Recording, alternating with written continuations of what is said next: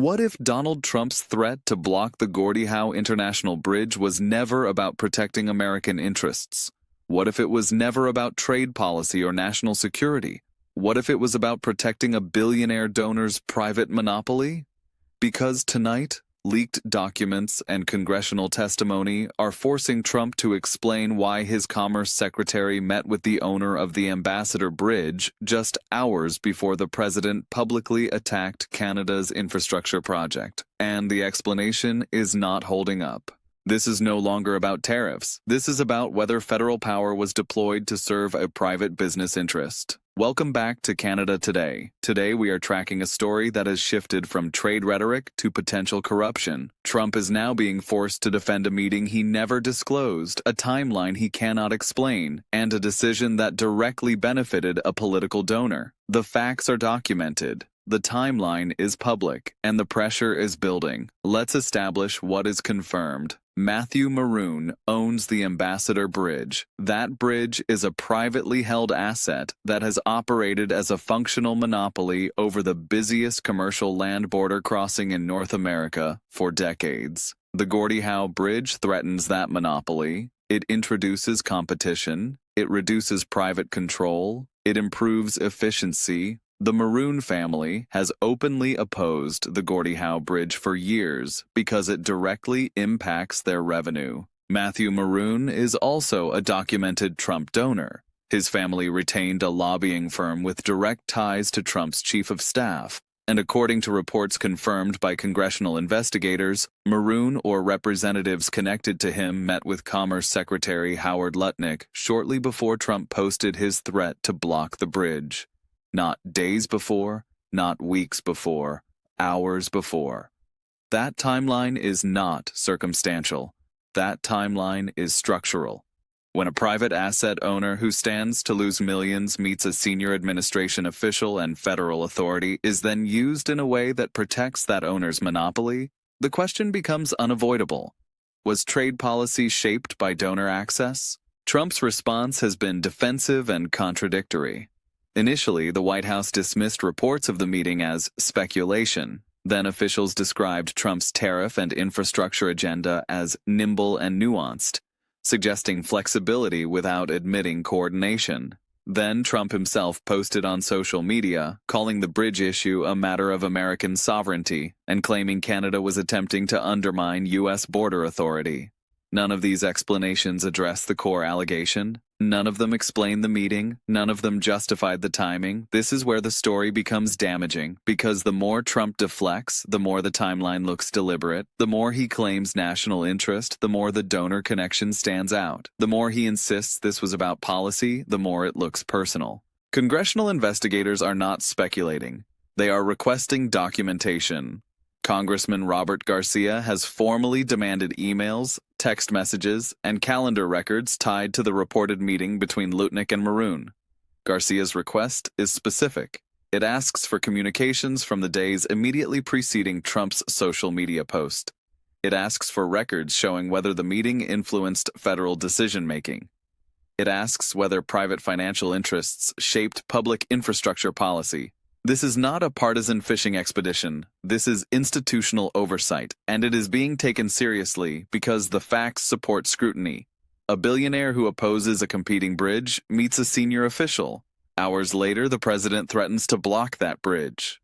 If those two events are connected, that is not aggressive trade policy.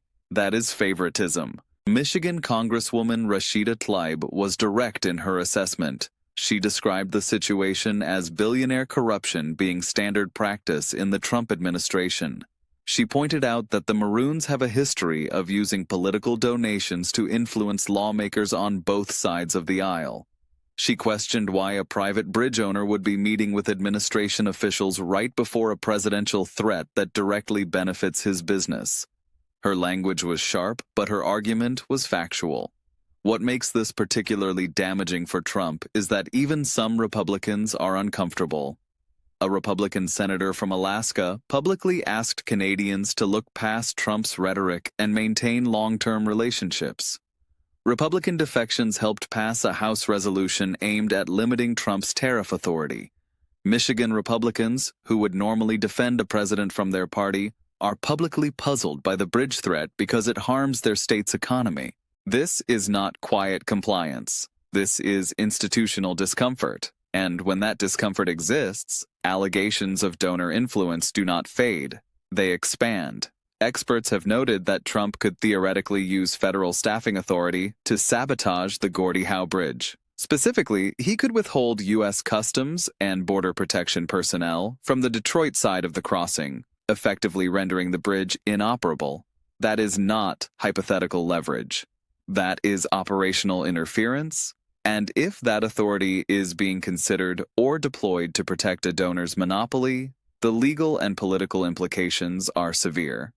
This would not be trade negotiation. This would be using federal resources to defend private wealth. That crosses a line, and lawmakers know it. The leak itself is significant. Someone inside the administration or connected to the oversight process provided documentation or testimony that exposed the meeting. Leaks of this nature do not happen randomly. They happen when officials are concerned about impropriety. They happen when internal accountability mechanisms have failed. They happen when people believe the public has a right to know.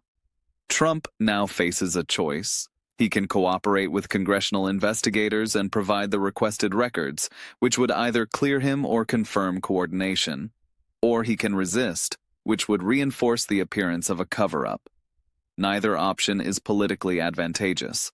Transparency risks exposure. Resistance feeds suspicion. Mark Carney does not need to escalate this situation. He does not need to accuse Trump publicly. He does not need to demand explanations. Because the story is unfolding inside Washington. American lawmakers are asking the questions. American institutions are demanding accountability. Carney's role is to remain calm, factual, and disciplined. He allows the pressure to build where it belongs, on the White House. This approach is strategic. If Canada were to publicly accuse Trump of corruption, it could be dismissed as foreign interference or political opportunism.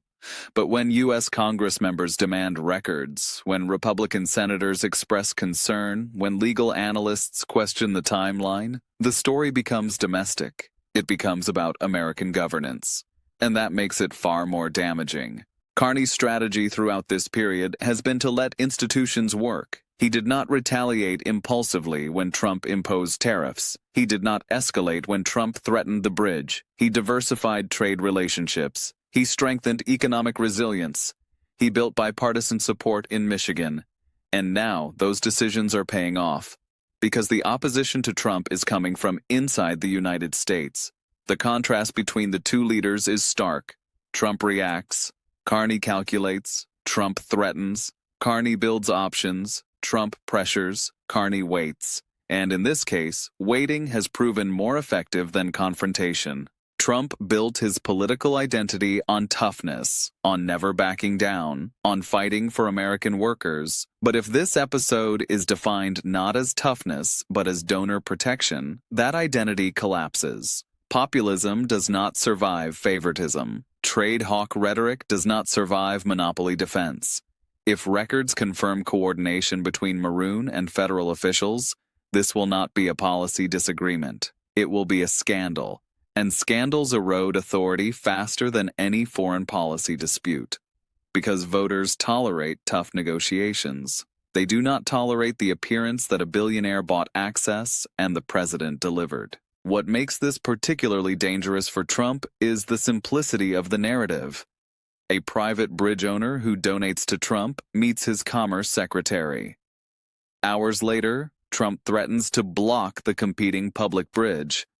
The timeline is clear. The financial interest is obvious. The political connection is documented. This is not complex. This is not ambiguous. This is direct. And when a story is that direct, denial becomes difficult. Trump cannot claim he was unaware of Maroon's interests. He cannot claim the timing was coincidental. He cannot claim this was purely about policy. Because the facts contradict all of those claims. The legal risk is also real. If federal authority was used to benefit a political donor in a way that harmed public infrastructure and violated cross-border agreements, that could constitute abuse of office. Congressional investigators are not pursuing this casually. They are pursuing it because the evidence suggests impropriety. Trump attempted to pressure Canada. Instead, he exposed himself. He attempted to protect a donor quietly. Instead, the meeting leaked. He attempted to frame this as national interest. Instead, it looks transactional. This is not strength. This is strategic failure. The Gordy Howe Bridge was supposed to be leverage. Instead, it became evidence. Evidence of proximity, evidence of influence, evidence of a presidency that prioritizes donor interests over diplomatic stability. Trump tried to block a bridge. Instead, he may have built a case against himself. If you value investigative political analysis and institutional accountability, subscribe to Canada Today. We track power, proximity, and consequences. Because sometimes the real story is not the threat. It is who benefits from it, and whether anyone is willing to ask why.